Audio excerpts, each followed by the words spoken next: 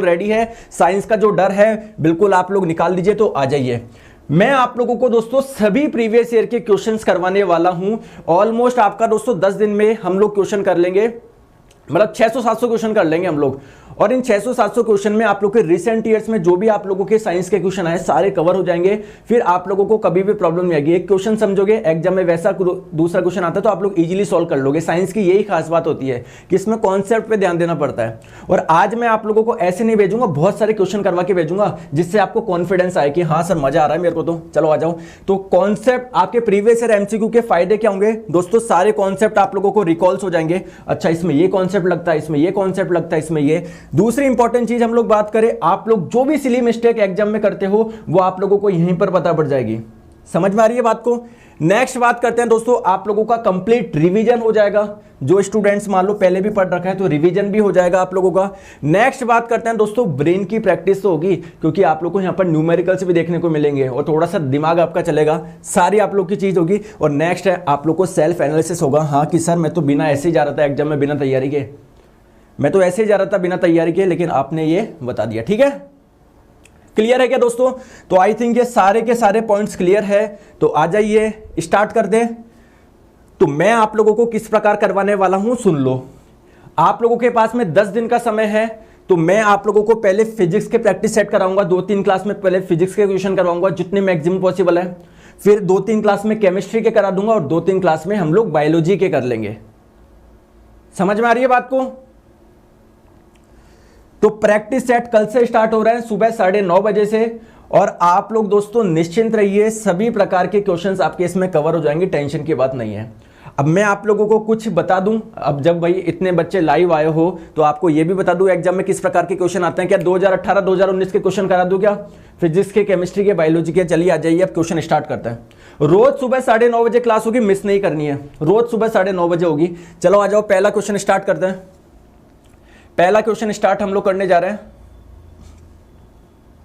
चलिए पहला क्वेश्चन आप लोगों की स्क्रीन पे है, जल्दी से आंसर बताइए। ये क्वेश्चन आप लोगों का पूछा गया था एएलपी सीबीटी 1 2018 में जो हुआ था। What is the SI unit of weight. दोस्तों भार का मात्रक क्या है, तो कोई भी वस्तु है, कोई भी ऑब्जेक्ट है, इसका मास मान लीजिए m है। क्लियर।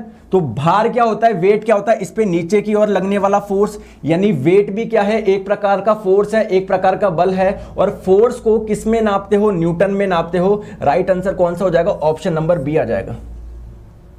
क्लियर। तो अगर हम लोग बात करें फोर्स की एसआई यूनिट पूछी है, तो फोर्स की एसआई यूनिट होती है आप लोगों की न्यूटन, सभी जानते हैं। और ये ही क्वेश्चन आप लोगों का इस बार मिनिस्ट्रियल एंड आइसोलेटेड कैटेगरी में पूछा गया था, फोर्स की एसआई यूनिट। तो देख लो प्रीवियस ईयर क्वेश्चंस का कितना फायदा है। और अगर आप लोगों से सीजीएस यूनिट पूछी जाए तो सीजीएस यूनिट होती है दोस्तों डाइन, ये भी आप लोग ध्यान रखेंगे। ठीक है, चलते हैं नेक्स्ट क्वेश्चन पे। नेक्स्ट क्वेश्चन आप लोगों की स्क्रीन पे आ रहा है। कुछ जने अभी भी ग्राम आंसर दे रहे हैं, ऐसे ना करो आप लोग। चलिए नेक्स्ट क्वेश्चन आप लोगों की स्क्रीन पे बताइए। The SI unit of the value of g, small g, जो आपका स्मॉल जी है उसकी एसआई यूनिट वो ही होती है जो इनकी एसआई यूनिट होती है। मतलब कहने का मतलब है आप लोगों का जो ग्रेविटेशनल एक्सेलरेशन है, गुरुत्वीय त्वरण है, इसका मात्रक किसके बराबर होता है, तो इसका मात्रक क्या होता है, जी बराबर 9.8 मीटर पर सेकंड स्क्वायर। ये क्या है, गुरुत्वीय त्वरण, ग्रेविटेशनल एक्सेलरेशन, ये भी तो एक प्रकार का त्वरण ही है। और त्वरण का मात्रक तो आप लोग जानते हो मीटर पर सेकंड स्क्वायर, तो उसका मात्रक एक्सेलरेशन के जैसे होगा ना। एक्सेलरेशन और ग्रेविटेशनल एक्सेलरेशन की यूनिट अलग अलग थोड़ी होगी दोस्तों। ठीक है, चलिए आगे हम लोग चलते हैं नेक्स्ट पे। तो ये आपका ग्रुप डी का क्वेश्चन था 2018 का। मैं बोल रहा हूं ना सभी क्वेश्चंस में करवा दूंगा, आपको टेंशन लेने की जरूरत नहीं है। चलो, सर्किट में बिजली का प्रवाह पता लगाने के लिए, यानी उसमें करंट फ्लो हो रही है या नहीं हो रही, किस उपकरण का प्रयोग किया जाता है। 4 ऑप्शन आपको दे दिए हैं, जल्दी से बताइए। 4 ऑप्शन है, देखते हैं कितने जने बता पाते हैं। तो फ्रेंड्स आप लोगों का जो गैल्वेनोमीटर होता है, ये करंट, अगर आप लोग किसी सर्किट में गैल्वेनोमीटर जोड़ दोगे तो दोस्तों गैल्वेनोमीटर में थोड़ा सा डिफ्लेक्शन हो जाता है, तो वो बता देता है कि करंट फ्लो हो रही है नहीं हो रही। क्लियर है क्या। और करंट भी मेजर करता है, तो राइट आंसर आपका हो जाएगा गैल्वेनोमीटर। सर एनीमोमीटर क्या होता है दोस्तों, ये पवन का वेग, हवा का वेग, एयर वेलोसिटी मेजर करने के इस्तेमाल में यूज होता है आपका एनीमोमीटर। आप लोग बोलेंगे सर बैरोमीटर का काम क्या होता है? दोस्तों ये आपका एटमॉस्फेरिक प्रेशर, वायुमंडलीय दाब मेजर करता है। आप लोग बोलेंगे सर ये लैक्टोमीटर क्या होता है? दोस्तों ये दूध की शुद्धता है ना, प्योरिटी ऑफ मिल्क देखता है। तो दुग्ध की शुद्धता कि आप लोग का जो मिल्क है वो प्योर है या नहीं है, तो आपकी प्योरिटी ऑफ मिल्क जो चेक करी जाती है वो लैक्टोमीटर से करी जाती है। और आप लोगों का दोस्तों एटमॉस्फेरिक प्रेशर, वायुमंडलीय दाब बैरोमीटर से चेक करा जाता है। तो एक क्वेश्चन से 4 बन गए ना। चले आगे, जल्दी से बताओ, जल्दी से बताएंगे दोस्तों बिना किसी देर के। चलिए आ जाइए, नेक्स्ट क्वेश्चन आपके स्क्रीन पे, ग्रुप डी 2016 का। डैश इन वर्क, कार्य में क्या होते हैं? तो आप लोग सभी जानते हैं जो वर्क होता है वो एक स्केलर क्वांटिटी होती है, एक अदिश राशि होती है। अदिश राशि क्या होती है? ऐसी क्वांटिटी जिनको व्यक्त करने के लिए केवल और केवल उनका मैग्नीट्यूड चाहिए, दिशा की जरूरत नहीं होती है। जैसे मैंने आप लोगों को बोला इसकी लेंथ 2 मीटर है, तो आपने सिर्फ मैग्नीट्यूड बताया 2 मीटर। क्या आपने बताया कि 2 मीटर उधर होगी, 2 मीटर इधर होगी, 2 मीटर उधर होगी, यानी लेंथ आपकी एक स्केलर क्वांटिटी है। सिमिलरली दोस्तों वर्क भी एक स्केलर क्वांटिटी होती है, यानी आपको बस ये बताना होता है कि मैंने भैया 10 जूल काम करा, 50 जूल। आप लोगों से डायरेक्शन नहीं बताई जाती इसमें कि 50 जूल उधर करा, इधर करा, ठीक है। तो वर्क आपका स्केलर होता है। तो इसमें क्या हो जाएगा आप लोगों का? There is no direction only the magnitude. इसमें क्या होती है दोस्तों? डायरेक्शन नहीं होती, केवल और केवल मैग्नीट्यूड होता है। तो राइट आंसर आपका ऑप्शन नंबर ए हो जाएगा। चलते हैं नेक्स्ट क्वेश्चन आप लोगों की स्क्रीन पे, आंसर आप लोग बताएंगे, जल्दी से बताइए इस क्वेश्चन का आंसर। ये भी ग्रुप डी का क्वेश्चन है 2018 का। और प्लीज इस वीडियो को ज्यादा ज्यादा शेयर करो यार, आपके लिए देखो लास्ट के मैं 10 दिन के लिए बहुत शानदार सीरीज लेकर आया हूं। जल्दी से बताइए, the work done on an object depends on, work किस पे डिपेंड करता है? तो आइए दोस्तों देखते हैं। जैसे मान लीजिए कोई सरफेस है, इस पे कोई एक m द्रव्यमान की वस्तु रखी है, क्लियर है क्या? तो आपने मान लीजिए इस पे कोई फोर्स लगाया, आप लोग ऐसे फोर्स लगा रहे हो, और ये बॉडी जो डिस्प्लेस कर रही है, जो विस्थापन कर रही है, मान लीजिए डिस्प्लेस कर रही है, विस्थापन कर रही है, वो इस दिशा में कर रही है। तो आपने फोर्स तो इस दिशा में लगाया था, डिस्प्लेसमेंट मान ले ऐसे कर रही है, इन दोनों की डायरेक्शन के बीच में जो एंगल है वो मान लीजिए थीटा है। तो वर्क का फॉर्मूला होता है आप लोगों का एफ डी कॉस थीटा। तो मुझे बताइए किस किस चीज पे डिपेंड कर रहा है आप लोगों का वर्क? क्या लगाए गए फोर्स पे डिपेंड कर रहा है? क्या लगाए गए फोर्स पे, ऑन दी अप्लाइड फोर्स? बिल्कुल सर इस पे कर रहा है। क्या इन दोनों के बीच में कितना एंगल है उस पर डिपेंड करेगा? क्या बिल्कुल करेगा। अगर एंगल 20 हो तो वैल्यू अलग आएगी, 40 हो तो वैल्यू अलग आएगी। तो यानी एंगल पे डिपेंड कर रहा है, ठीक है, फोर्स और डिस्प्लेसमेंट, यानी आप लोगों के बल और विस्थापन के बीच में जो एंगल बन रहा है उसके पे भी डिपेंड कर रहा है। चलिए नेक्स्ट हम लोग बात करते हैं डिस्प्लेसमेंट पे कर रहा है क्या? बिल्कुल कर रहा है दोस्तों। मास पे कर रहा है क्या? मास पे नहीं कर रहा, ये डिपेंड कर रहा है आपने कितना फोर्स लगाया। अगर मास ज्यादा होगा तो आप लोग फोर्स ज्यादा लगाओगे, ऑब्वियसली बात है। तो मास से कोई लेना देना नहीं है, आप कितना फोर्स अप्लाई कर रहे हो वो डिपेंड करेगा आपने कितना वर्क करा है। पता पड़े दोस्तों मास तो बहुत ज्यादा है लेकिन आप लोग कुछ फोर्स ही नहीं लगा रहे, यानी आपके द्वारा वर्क ही नहीं किया जा रहा, तो मास से कोई लेना देना नहीं है। तो दोस्तों डी पे डिपेंड नहीं करता। बाकी एबीसी आप लोग का राइट आंसर हो जाएगा, और एबीसी आप लोगों के ऑप्शन नंबर डी में दिया हुआ है, तो राइट आंसर आपका हो जाएगा ऑप्शन नंबर डी। क्लियर? तो गलती नहीं करेंगे। चलते हैं नेक्स्ट क्वेश्चन पे। नेक्स्ट क्वेश्चन आप लोगों की स्क्रीन पे आ रहा है, जल्दी से बताइए। क्वेश्चन आप लोगों की स्क्रीन पे है, what is mechanical energy equal to? Mechanical energy किसके बराबर होती है? तो आपको पता है दोस्तों 2 प्रकार की एनर्जी होती है। जैसे मान लीजिए एक बॉल को आप लोग छोड़ोगे तो उसके पास में गति होगी क्या? तो जब भी किसी के पास में गति होती है, आपके मोशन होता है, तो उसके पास में जो एनर्जी होती है उसको हम लोग बोलते हैं काइनेटिक एनर्जी। क्लियर? और जब भी किसी बॉडी की पोजीशन चेंज करोगे, उसकी स्थिति परिवर्तन करोगे, तो उसमें जो एनर्जी आती है उसको बोलते हैं पोटेंशियल एनर्जी। जैसे यहां पर इसके पास में कोई एनर्जी नहीं है, लेकिन इसको हाइट पर ले गया तो उसके पास में एनर्जी आ जाएगी, इसकी स्थिति परिवर्तन करी ना मैंने, तो जो स्थिति परिवर्तन की वजह से, पोजीशन चेंज की वजह से जो एनर्जी आती है उसको बोलते हैं पोटेंशियल एनर्जी। तो दोस्तों पोटेंशियल एनर्जी और काइनेटिक एनर्जी का जो योग होता है, यानी स्थितिज ऊर्जा और गतिज ऊर्जा का जो योग होता है, इसी को हम लोग बोलते हैं यांत्रिक ऊर्जा, मैकेनिकल एनर्जी। तो क्या हो जाएगा आप लोगों का? Kinetic energy plus potential energy, option number B. Kinetic energy plus potential energy, option number B. ठीक है, चलते हैं नेक्स्ट क्वेश्चन पे आप लोगों की स्क्रीन पे। इसका आंसर बताइए। एक स्थिर बल 2 सेकंड की अवधि के लिए 5 किलोग्राम द्रव्यमान की वस्तु के वेग को 4 मीटर से 7 मीटर पर सेकंड तक बढ़ा देता है। तो आप लोगों को यह बताना है फोर्स कितना लगा होगा, आपको यह बताना है फोर्स कितना लगा होगा, बताइए। आंसर बताइए जब तक मैं बैटरी कनेक्ट करता हूं थोड़ा सा।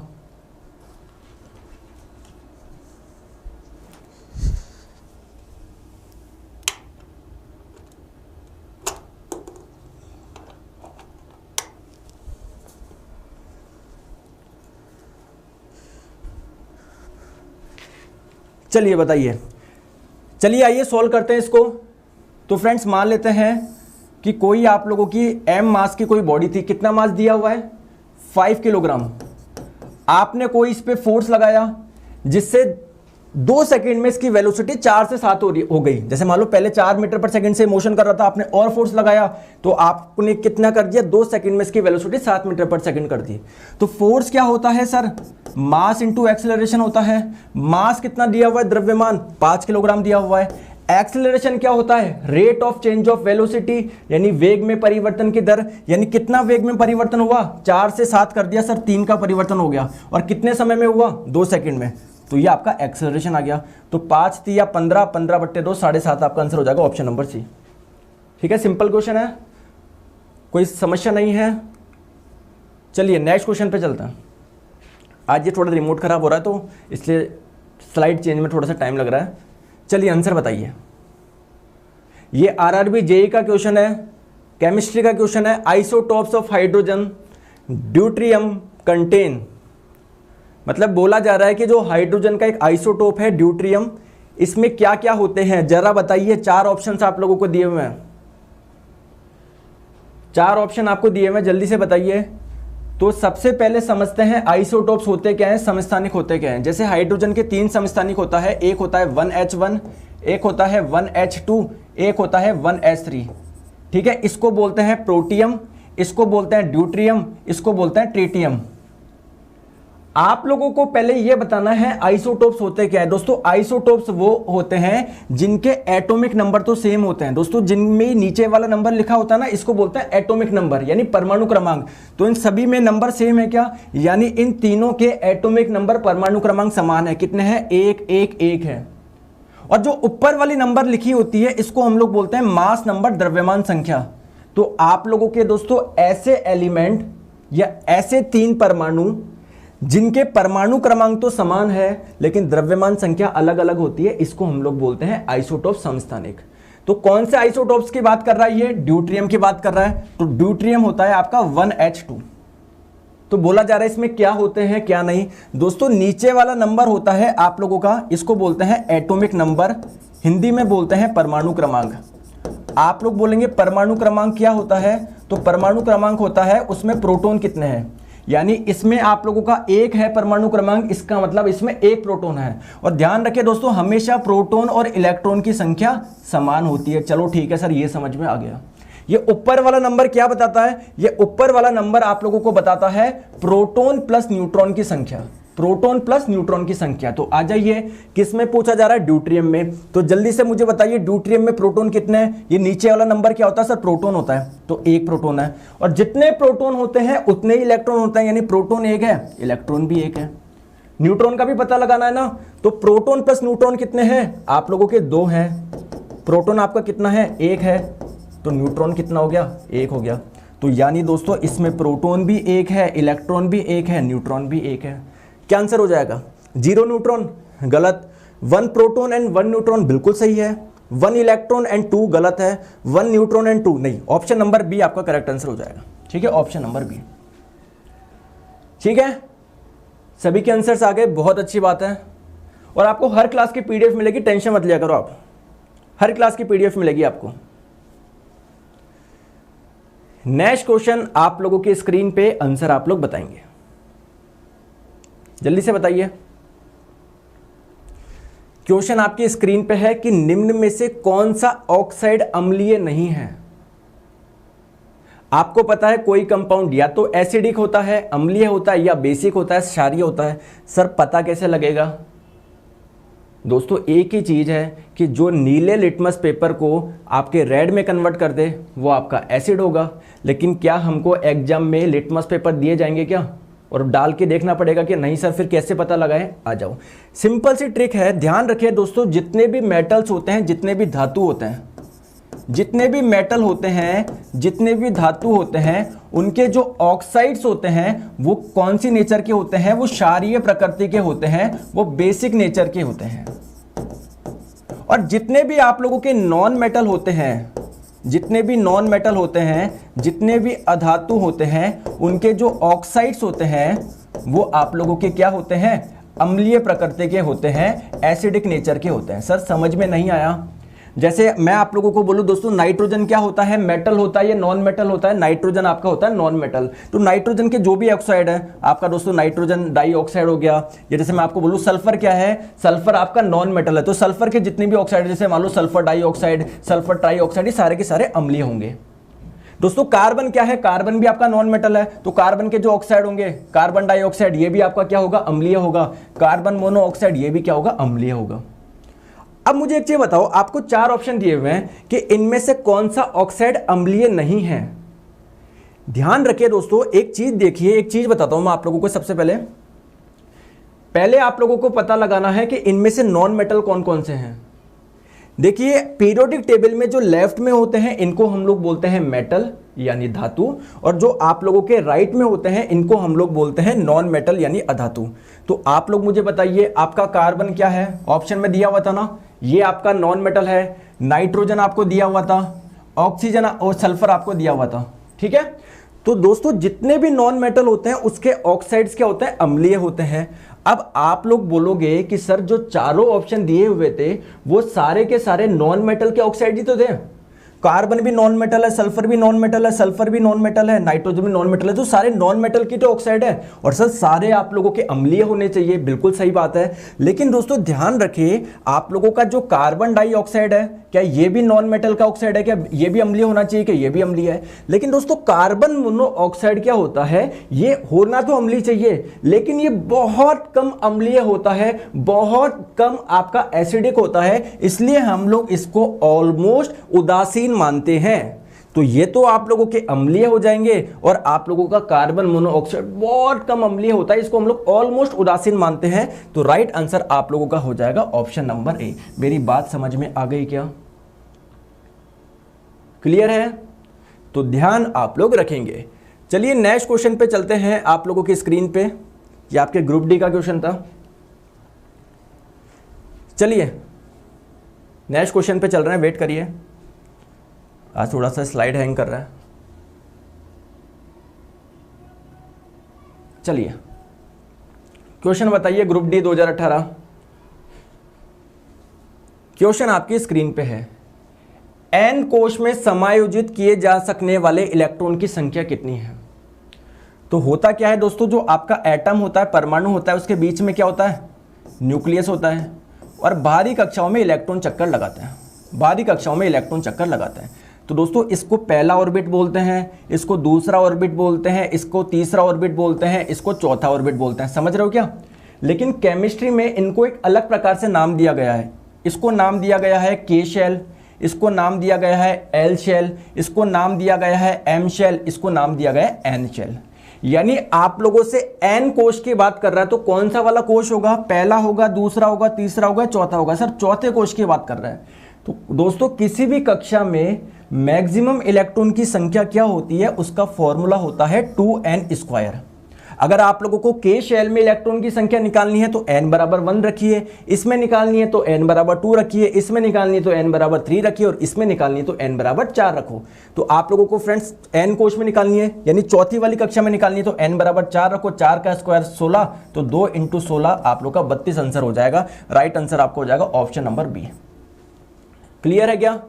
तो 16 गलती ना करें आप लोग, ध्यान रखिए चौथे नंबर का है, तो n बराबर 4 रखेंगे। नेक्स्ट क्वेश्चन आप लोगों की स्क्रीन पे आंसर आप लोग बताएंगे। दोस्तों 7000 जने देख रहे हैं यार, ज़्यादा से ज़्यादा लाइक करिए आप लोग, आंसर बताए। ये क्वेश्चन आप लोगों की स्क्रीन पे ग्रुप डी का। मॉडर्न पीरियोडिक टेबल जो होती है उसमें कौन से आवर्त में लैंथेनाइट्स और एक्टिनाइट्स होते हैं, जरा मुझे बताइए। क्वेश्चन आपकी स्क्रीन पे है, बताइए। तो आप लोग सभी जानते हैं मेरे दोस्तों कि मॉडर्न पीरियोडिक टेबल में टोटल नंबर ऑफ पीरियड, जो हॉरिजॉन्टल लाइंस होती है इसको बोलते हैं पीरियड यानी आवर्त, तो टोटल 7 होता है। तो उसमें लैंथेनाइट्स और एक्टिनाइट्स कहां पर होते हैं, आइए समझते हैं। देखिए आप लोगों की जो पीरियोडिक टेबल होती है, जैसे कि मैंने बताया टोटल नंबर ऑफ पीरियड इसमें 7 होते हैं। तो आइए, ये पहला पीरियड हो गया, ये दूसरा हो गया, ये तीसरा हो गया, ये चौथा हो गया, ये पांचवा हो गया, छठा हो गया, सातवां हो गया।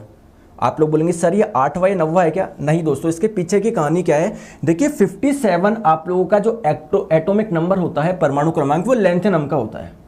इसके आगे 14 एलिमेंट ऐसे होते हैं जिनकी प्रॉपर्टी सेम लैंथेनम की जैसे होती है। तो दोस्तों अगर हम लोग इधर सजाते तो पीरियोडिक टेबल बहुत बड़ी बन जाती, तो इसलिए उन 14 एलिमेंट को अलग से रख दिया और इसको हम लोग बोलते हैं लैंथेनाइट्स।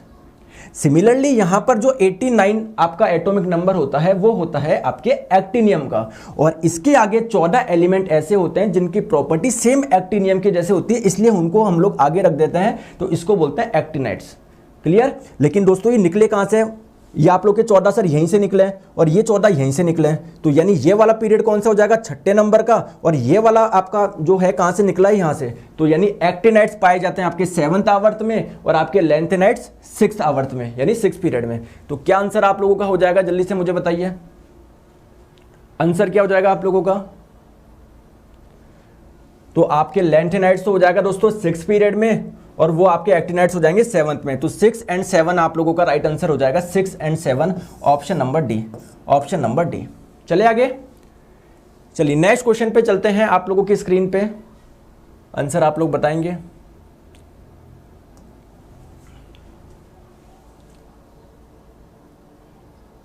चलिए आंसर आप लोग बताएंगे। थोड़ा सा स्लाइड हैंग कर रही है, कोई बात नहीं दोस्तों, कई बार टेक्निकल इश्यू आ जाता है। इसका आंसर बताइए। What is the molecular formula of butane? Butane का फॉर्मूला आपको बताना है, इस बार के जेई में पूछा गया था 2019 में। आंसर बताएंगे आप लोग। तो आइए देखिए, आप लोग जानते हैं प्रोपेन सुना होगा, ब्यूटेन सुना होगा, मेथेन सुना होगा, एथेन सुना होगा। तो होता क्या है दोस्तों, आपके पास में 3 प्रकार के हाइड्रोकार्बन होते हैं। आप लोग बोलेंगे हाइड्रोकार्बन क्या होता है दोस्तों, ऐसे कंपाउंड जो कार्बन और हाइड्रोजन से मिलकर बने होते हैं। जैसे क्या आप लोगों का ये CH4 हाइड्रोकार्बन होता है क्या? जी सर, ये CH4 आपका हाइड्रोकार्बन होता है। तो आपके पास में 3 प्रकार के हाइड्रोकार्बन होता है। एक होता है आपका एल्केन, एक होता है आपका एल्कीन, और एक होता है आप लोगों का एल्काइन। समझ गए? एल्केन क्या होते हैं दोस्तों, जिसमें सिंगल बॉन्ड पाए जाते हैं। एल्कीन क्या होते हैं, जिसमें डबल बॉन्ड पाए जाते हैं। और एल्काइन क्या होते हैं, जिसमें ट्रिपल बॉन्ड पाए जाते हैं। तो इसका फॉर्मूला होता है दोस्तों CnH2n+2। एल्कीन का होता है CnH2n, और इसका होता है दोस्तों CnH2n-2। और अगर कार्बन 1 होता है इसका मतलब होता है मैथ, 2 होता है एथ, 3 प्रोप, 4 का मतलब ब्यूट। अब देखो ब्यूटेन, तो ये क्या है, एल्केन है, एल्कीन है, ये एल्काइन है। नाम से क्या लग रहा है दोस्तों, अगर ब्यूटीन होता तो ये एल्कीन होता, ब्यूटाइन होता तो आपका एल्काइन होता, लेकिन ब्यूटेन है यानी ये एल्केन है। तो एल्केन का फॉर्मूला दोस्तों ये है। तो ब्यूटेन का मतलब कार्बन की संख्या कितनी है, 4 है, तो कार्बन की संख्या इधर 4 रख दो, तो n बराबर 4 रखोगे, 2n कितना हो जाएगा, 8 हो जाएगा, 8 में 2 जोड़ोगे 10 हो जाएगा। लो ये फॉर्मूला हो गया C4H10। Clear? Option number C clear है। अच्छा मैं आप लोगों से पूछता एथेन का फॉर्मूला बताओ। तो एथेन का मतलब होता है दोस्तों 2 कार्बन।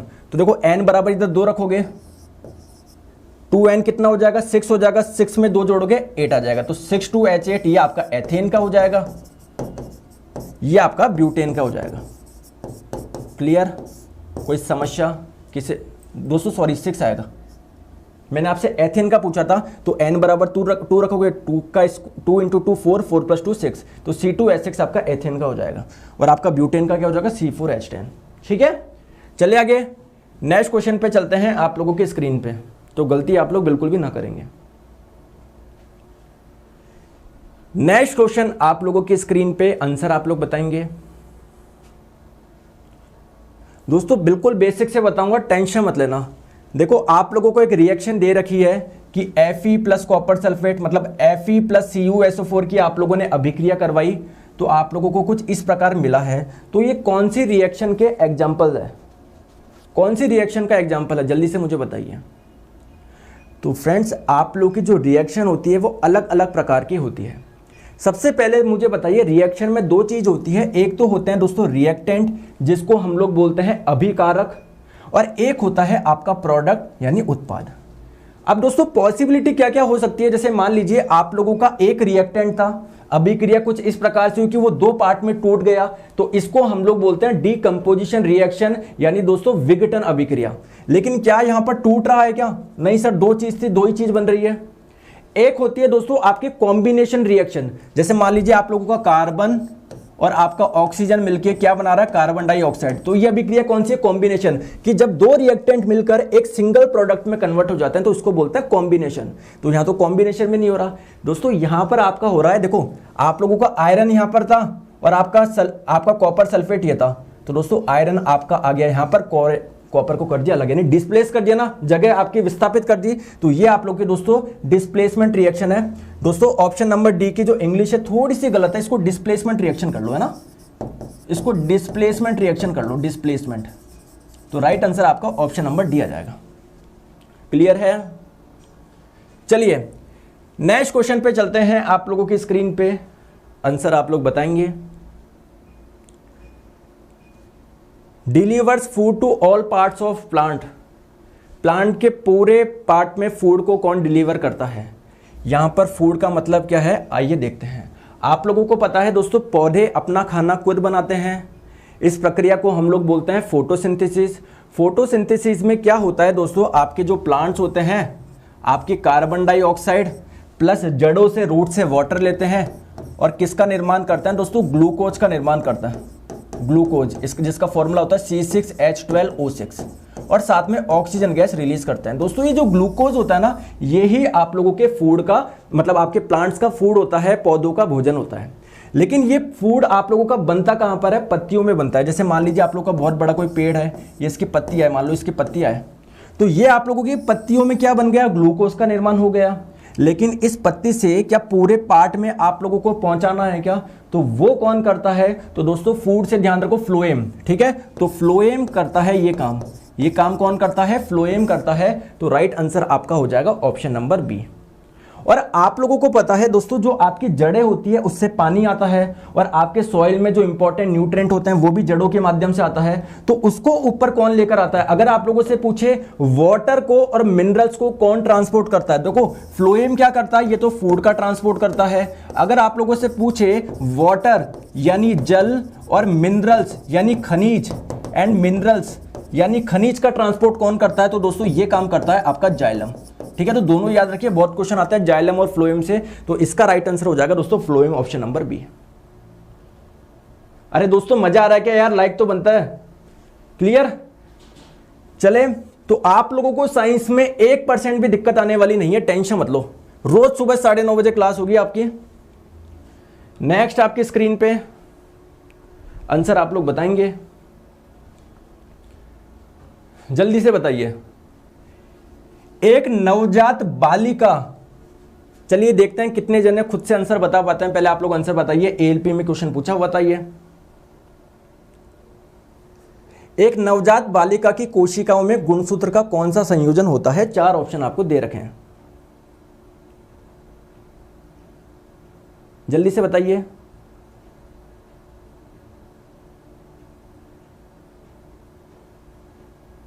अब देखिए, देखो आप लोग ध्यान रखिए दोस्तों, जो आपकी सेल होती है, कोशिका होती है। अब आप लोग बोलेंगे सर सेल क्या होता है? आप लोगों की, जैसे मैं आप लोग को बोलूं, जो वॉल होती है, दीवार होती है, वो किससे मिलकर बनी होती है दोस्तों? ईंटों से मिलकर बनी होती है ना। तो वॉल की सबसे छोटी यूनिट क्या होगी? आप लोगों की ब्रिक होगी, समझ रहे हो? सिमिलरली हमारी लाइफ की सबसे छोटी यूनिट होती है दोस्तों सेल। सेल में क्या पाया जाता है दोस्तों? एक धागे नुमा स्ट्रक्चर पाया जाता है जिसको हम लोग बोलते हैं क्रोमोसोम। अभी के लिए ध्यान रखिए दोस्तों, हमारे सेल में कितनी क्रोमोसोम होते हैं दोस्तों? 23 पेयर होते हैं, 23 पेयर होते हैं। 23 पेयर का मतलब होता है दोस्तों 46 क्रोमोसोम होते हैं। समझ में आ गया क्या? अब आप लोग ध्यान रखिए, क्रोमोसोम मेल में और फीमेल में अलग अलग होते हैं। तो इधर मैं लिखता हूं मेल, इधर मैं लिखता हूं फीमेल। तो अगर बात करें टोटल जोड़े कितने हुए, 23 हुए, तो पहला जोड़ा, दूसरा, तीसरा, ऐसे करके टोटल नंबर ऑफ पेयर्स कितने होंगे दोस्तों, 22 होंगे। दोस्तों 22 पेयर मेल में और फीमेल में बिल्कुल सेम होते हैं, यानी यहां पर भी XX, यहां पर भी XX, XX, XX, XX, XX, ठीक है। तो 22 पेयर बिल्कुल सेम होता है, लेकिन 23वां पेयर आप लोगों के अलग अलग होता है। 23वां पेयर फीमेल में तो XX ही होता है, लेकिन मेल में क्या होता है, XY होता है। तो ध्यान रखें टोटल क्रोमोसोम कितने होते हैं, 46 होते हैं। तो देखो इसको आप लोग क्या कर रहे हो, एक पेयर काउंट कर रहे हो, तो इसको 2 काउंट करके 1 2 3 4 5 6 7 8 ऐसे करोगे तो पूरे आपके पास में 46 आ जाएंगे क्या। तो अगर हम लोग बात करें बालिका है तो दोस्तों 44 तक तो क्या है, XX है, 44 प्लस आप लोगों का दोस्तों 23वां पेयर क्या होगा, XX होगा या XY होगा, दोस्तों XX ही होगा अगर बालिका है। अगर बालक होता तो 44 प्लस आपका XY होता। तो अगर बालिका बोला गया है तो दोस्तों इसका 23वां पेयर XX होता, 44 प्लस XX आपका राइट आंसर हो जाएगा option number A, option number A. Clear है क्या, क्लियर। बहुत जने सोच रहे हैं कि आंसर 22 गुणसूत्र प्लस XX होगा। दोस्तों 22 गुणसूत्र प्लस 23 24, क्या टोटल क्रोमोसोम की संख्या 24 ही होती है क्या, क्रोमोसोम की संख्या होती है टोटल 46। 46 कैसे आएंगे, देखो 44 प्लस 45 प्लस 46, तो गलती ना करें आप लोग। नेक्स्ट क्वेश्चन आप लोगों की स्क्रीन पे आंसर आप लोग बताएंगे। नेक्स्ट क्वेश्चन आप लोगों की स्क्रीन पे जल्दी से बताइए, निम्नलिखित में से किस में होमोडोन दांत पाए जाते हैं, किस में होमोडोन दांत पाए जाते हैं। दोस्तों होमोडोन का मतलब होता है एक ही तरह के दांत। क्या ह्यूमन बॉडी में होमोडोन पाए जाते हैं क्या, दोस्तों आप हाथ लगा के देख लो, हमारा हर एक दांत अलग अलग शेप का है, अलग अलग उसकी शार्पनेस है। जैसे देखो ये वाले थोड़े से शार्प है, थोड़ा सा पीछे की तरफ हाथ लगाओगे वो थोड़े से आपके फ्लैट है। तो हमारे जो दांत होते हैं दोस्तों ह्यूमन में वो होमोडोंट नहीं होते हैं, वो होते हैं हेट्रोडोंट। हेट्रोडोंट का मतलब होता है दोस्तों विषम दंती, यदि सभी दांत एक प्रकार के नहीं हो तो उनको बोला जाता है हेट्रोडोंट। तो किसमें होमोडोंट दांत पाए जाते हैं, यानी किसमें जो दांत पाए जाते हैं वो सभी एक प्रकार के पाए जाते हैं। तो आइए दोस्तों ये आप लोगों के पाए जाते हैं मछली में, एग्जाम्पल ध्यान रखें, मछली में, मगरमच्छ में। क्या कोई ऑप्शन दिख रहा है क्या, ये देखो मछली दिख रहा है, तो राइट आंसर आपका हो जाएगा ऑप्शन नंबर ए। क्लियर है क्या। अब ह्यूमन में बात करें, ह्यूमन में सर कौन से अलग अलग प्रकार के दांत पाए जाते हैं, तो आप लोगों को पता है ह्यूमन में टोटल 32 दांत होते हैं। 16 आपके ऊपरी जबड़े में होते हैं, 16 निचले जबड़े में होते हैं। तो निचले वाले जबड़ा का मैं बता रहा हूं, ये आप लोगों के 16 दांत हैं टोटल, इसमें 16 दांत होंगे, 16 ऊपर होंगे। तो आप लोग के एक जैसे ही तो हैं, तो नीचे वाले जबड़े का समझा देता हूं दोस्तों। इस 16 में आप लोग देखोगे आपके 8 इस तरफ होंगे और 8 इस तरफ होंगे। तो जैसे 8 इधर है वैसे ही 8 इधर होंगे। तो मैं इन 8 को समझा देता हूं। तो दोस्तों ध्यान रखें यहां पर होते हैं आप लोगों के 2 इंसीजर होते हैं, 1 कैनायन होता है, 2 प्रीमोलर होते हैं, 3 मोलर होते हैं, यानी 4 प्रकार के दांत पाए जाते हैं। तो देखिए इन 8 में दो तो होते हैं इंसीजर, जिसको हम लोग बोलते हैं कृतंक। एक होता है आप लोगों का कैनायन, जिसको हम लोग बोलते हैं रदनक। 2 होते हैं आप लोगों के प्रीमोलर और 3 आपके होते हैं मोलर। तो टोटल कितने होंगे, 2 और 1 3 4 5 6 7 8, 8 इधर और 8 और 8 16, 16 निचले जबड़े में हो गए, 16 ऊपर जबड़े में हो गए, टोटल 32 हो गए ना। चले आगे। आप लोगों से दोस्तों क्वेश्चन पूछा जाता है कि सबसे शार्प दांत कौन सा है, सबसे नुकीला दांत कौन सा है। ये क्वेश्चन आप लोगों से रेलवे में पूछा जा चुका है, तो कौन सा होगा। बहुत जनों को लगता है सर ये सबसे आगे वाले इंसीजर। अरे देखो आपके जो 2 दांत है इसके जस्ट पास में देखो शार्प दांत दिखेगा आपको, ये वाला कैनायन। तो सबसे जो शार्प दांत होता है वो होता है आप लोगों का कैनायन। क्लियर। चलिए नेक्स्ट पे हम लोग बात करते हैं, आंसर आप लोग बताएंगे नेक्स्ट क्वेश्चन पे। ड्यूडेनम किसका पार्ट है, ड्यूडेनम किसका पार्ट है, जल्दी से मुझे बताइए ड्यूडेनम किसका पार्ट है, किसका पार्ट है। स्मॉल इंटेस्टाइन का है, लार्ज का है, गॉल ब्लैडर का है या ओवरी अंडाशय का है। आइए दोस्तों देखते हैं होता क्या है। देखिए आप लोग जब भोजन खाते हो उसके साथ में होता क्या है, आइए समझते हैं।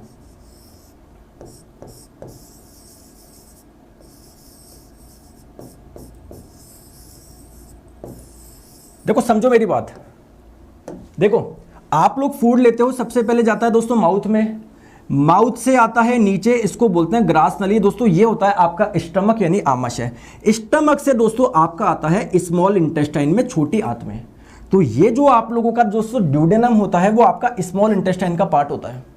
आप लोग बोलेंगे सर समझाओ, मेरे को समझ में नहीं आया। तो आइए दोस्तों, ये जो स्मॉल इंटेस्टाइन है ना, इसको बड़ा करके बताता हूं मैं, कैसा आप लोगों को लगता होगा ये, है ना, कैसा आप लोगों को लगता होगा। देखिए, तो आपका स्टोमक से देखो, ये अंदर जो था आप लोगों का स्मॉल इंटेस्टाइन था। तो स्मॉल इंटेस्टाइन के दोस्तों 3 पार्ट होते हैं। दोस्तों एक बार अगर साउंड वगैरह प्रॉपर आ रहे तो थम्स अप करके बता दोगे कि आप साउंड वगैरह प्रॉपर आ रही है, कोई प्रॉब्लम नहीं है। चलिए, हाँ देखिए, तो ये आपका स्टोमक से दोस्तों स्मॉल इंटेस्टाइन जुड़ा। इस स्मॉल इंटेस्टाइन का ही दोस्तों पार्ट होता है ड्यूडेनम। क्लियर है क्या? और अगर हम लोग बात करें इसके बीच वाले पार्ट को क्या बोलते हैं? जीजोनम बोलते हैं। और इसका जो अंतिम पार्ट जो आपके लार्ज इंटेस्टाइन से मिलता है, इसको हम लोग बोलते हैं इलियम। ठीक है, तो जो आपकी स्मॉल इंटेस्टाइन होते हैं इसके 3 पार्ट होते हैं, एक होता है ड्यूडेनम, एक होता है जीजोनम, एक होता है इलियम। ठीक है, चलिए सभी के थम्स अप आ गए, ओके। नेक्स्ट क्वेश्चन पे चलते हैं। आप लोगों की स्क्रीन पे आंसर आप लोग बताएंगे।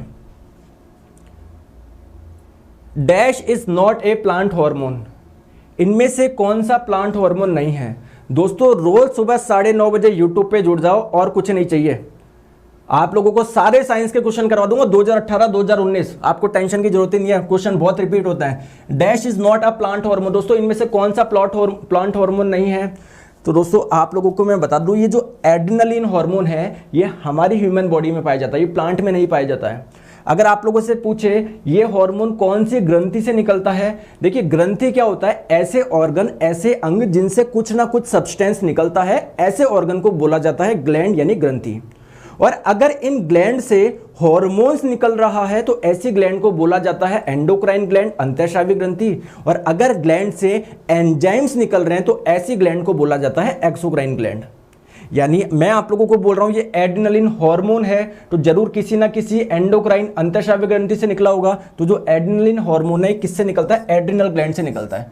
कहां से निकलता है? एड्रिनल ग्लैंड से निकलता है। आप लोगों से पूछे इसको हिंदी में क्या बोलते हैं दोस्तों? इसको हिंदी में बोलते हैं अधिवृक्क ग्रंथि। आप लोगों से पूछे इसको अधिवृक्क क्यों बोल रहे हैं? क्योंकि किडनी को हम लोग वृक्क बोलते हैं और वृक्क के ऊपर पाया जाता है। तो अगर एड्रिनल ग्लैंड की संख्या पूछे तो दोस्तों 2 संख्या पाई जाती है, और ये पाई कहां पर जाती है? किडनी के ऊपर। तो आपकी दोस्तों किडनी के जस्ट ऊपर क्या पाई जाती है? आपकी एड्रिनल ग्लैंड पाई जाती है।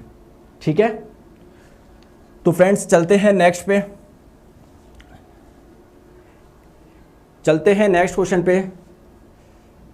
चलिए आंसर बताइए। क्वेश्चन आपकी स्क्रीन पे है, excess of uric acid in blood is a symptom of. जल्दी से बताइए दोस्तों कि अगर यूरिक एसिड का अमाउंट ज्यादा होगा तो क्या होगा? जल्दी से मुझे बताइए, आ जाइए देखते हैं। अगर दोस्तों आपके ब्लड में यूरिक एसिड का अमाउंट ज्यादा होता है, पहले तो बात ये आती है कि सर ये यूरिक एसिड आता कहां से है? तो अगर आप लोग दोस्तों प्रोटीन ज्यादा खाते हो तो आप लोगों को पता है दोस्तों जो प्रोटीन होता है वो किसका बना होता है? एमिनो एसिड का बना होता है। तो प्रोटीन क्या होता है दोस्तों? टूटता है अमीनो अम्ल में। किस में टूटता है? अमीनो अम्ल में। और ये आप लोगों का जो अमीनो अम्ल होता है, ये जो आप लोगों का अमीनो अम्ल होता है ये कन्वर्ट हो जाता है आपके यूरिया में। ये आपके कन्वर्ट हो जाता है दोस्तों यूरिया में। और क्या करती है आपकी किडनी? ये यूरिया आपका मिला होता है ब्लड में, किडनी क्या करती है? ब्लड में से यूरिया को निकाल लेती है। और दोस्तों यूरिया प्लस पानी मिलके किसका निर्माण करती है दोस्तों? यूरिन का निर्माण करती है, मूत्र का निर्माण करती है। तो आपकी बॉडी से दोस्तों ये यूरिया बाहर निकल जाता है। लेकिन बात आती है यूरिक एसिड क्या है? दोस्तों आपका कई बार जो यूरिया होता है ये आपका यूरिक एसिड में टूट जाता है। जब बहुत ज्यादा अमाउंट होता है तो यूरिया यूरिक एसिड में टूट जाता है। तो अगर ब्लड में यूरिक एसिड का अमाउंट ज्यादा होता है तो दोस्तों आपके हड्डियों के जो जॉइंट्स होते हैं, इन जॉइंट्स पर आपका यूरिक एसिड जम जाता है, जिससे जॉइंट्स में पेन होता है। और इसी बीमारी को हम लोग बोलते हैं गठिया रोग। इसका दूसरा नाम क्या है? आर्थराइटिस। और इंग्लिश में इसका एक नाम और है जिसको हम लोग बोलते हैं गाउट डिजीज। तो आप लोगों से एक बार क्वेश्चन पूछा जा चुका है कि जिनको गाउट है उनको क्या नहीं खाना चाहिए? तो दोस्तों उनको प्रोटीन वाला खाना कम खाना चाहिए, क्योंकि प्रोटीन ही है जो आपका यूरिक एसिड का निर्माण करता है। तो राइट आंसर आपको हो जाएगा ऑप्शन नंबर बी। समझ में आ गई? चले आगे। तो दोस्तों आज के लिए इतना रख ले। तो आज जस्ट ये इंट्रो था, कल से बहुत लंबी लंबी क्लास चलेगी। सर कितनी लंबी क्लास चलेगी दोस्तों? रोज सुबह 9:30 बजे चलेगी। और आज मैंने आप लोगों को जैसे मिक्स क्वेश्चन करवाए हैं, सबसे पहले मैं आपको स्टार्टिंग के 2-3 दिन में पूरे फिजिक्स के क्वेश्चन करवा दूंगा, फिजिक्स के सारे प्रैक्टिस सेट करवा दूंगा, फिर सारे केमिस्ट्री के प्रैक्टिस सेट करवा दूंगा, फिर सारे बायोलॉजी के प्रैक्टिस सेट करा दूंगा। दोस्तों कहानी क्लियर? अगर आपको कोई डाउट हो तो पूछ सकते हो। रोज सुबह 9:30 बजे आप लोगों की क्लास होगी। क्लास किसी भी कंडीशन में मिस मत करना अगर आप लोगों को दोस्तों साइंस में 100% मार्क्स लेकर आना है। एक तो आपको पूरा सिलेबस करवा दिया, उसमें भी आपको 2 साल से कम 3-4 बार तो सिलेबस करवा दिया।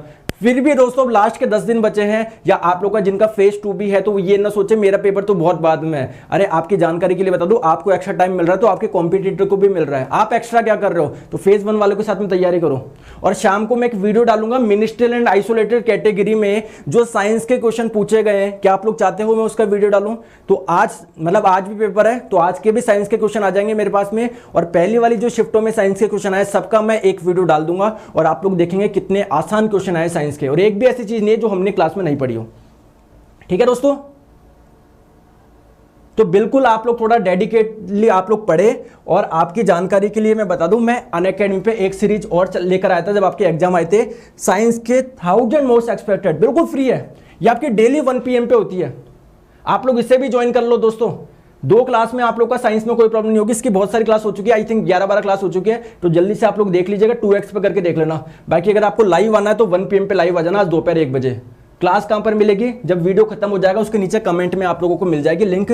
बाकी आप लोग क्या करना है, अनअकैडमी लर्निंग ऐप डाउनलोड करें, वहां पर सर्च करें मेरा नाम नीरज जांगड़, मुझे फॉलो करें। तो दोस्तों यहाँ पर स्पेशल क्लासेज में सी ऑल करोगे, यहाँ पर आप लोगों को सारी लिस्ट दिख जाएगी। तो यहाँ पर आप लोग पहली क्लास, मतलब आप नए यूजर हो तो कोई सी भी क्लास आप लोग खोलोगे तो आप लोगों से एक बार कोड पूछा जाता है, इनवाइट कोड। अरे दोस्तों आप लोग यहाँ पर इनवाइट हो रहे हो ना, तो किसने इनवाइट करा है? तो दोस्तों नीरज 11 लगा दो, नीरज 11, ये भैया नीरज 11 ने करा है मुझे इनवाइट। नीरज 11 करोगे अनलॉक हो जाएगा, सारी स्पेशल क्लासेज आप लोग एक्सेस कर सकते हो सभी टीचर की। बस एक बार आप लोगों को कोड डालना पड़ेगा। क्लियर है क्या? और बताओ, और कोई दिक्कत हो और कोई समस्या हो तो आप लोग दोस्तों यूट्यूब पर डेली सुबह 9:30 बजे आप लोगों की क्लास होगी साइंस की। डेली सुबह 9:30 बजे, कोई सैटरडे कोई संडे नहीं है, डेली सुबह 9:30 बजे। समझ गए क्या? क्लियर जी? शुभ्रा जी होगा सर। फेज 2 कब होगा? जस्ट आप लोग के फेज 1 के ज्यादा से ज्यादा दोस्तों 15 दिन बाद में। सर पीडीएफ कहां मिलेगी? इस क्लास की पीडीएफ दोस्तों जब वीडियो खत्म हो जाता है तो कमेंट में आप लोगों को एक लिंक मिलती है, तो उस लिंक को खोल के आप लोग की पीडीएफ डाउनलोड हो जाएगी। और बताओ सर 28 के बाद क्या करवाओगे? दोस्तों सीरीज आपकी चलती रहेगी, लेकिन 28 तक मैं आपको वो करवा दूं जो मैक्सिमम क्वेश्चन जिस टॉपिक से पूछे जाते हैं। क्लियर दोस्तों?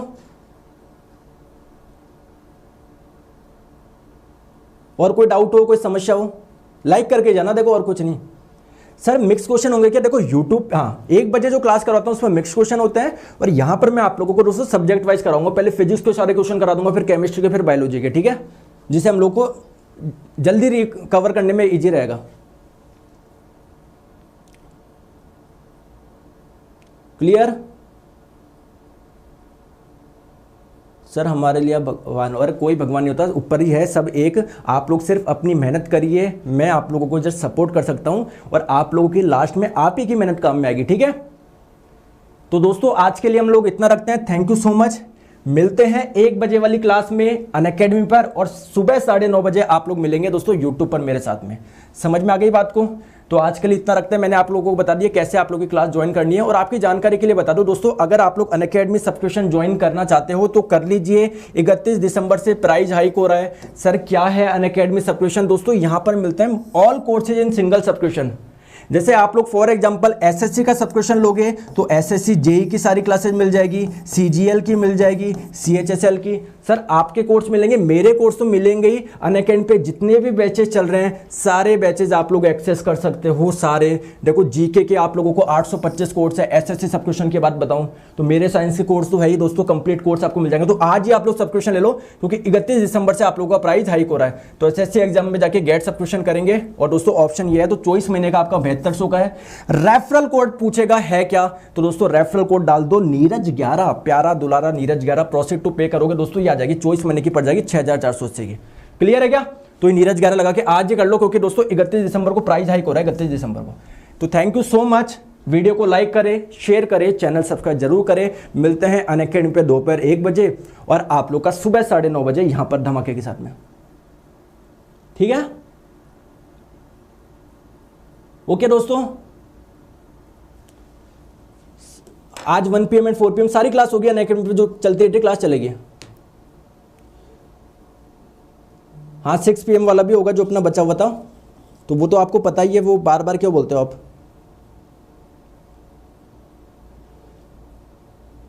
क्लियर?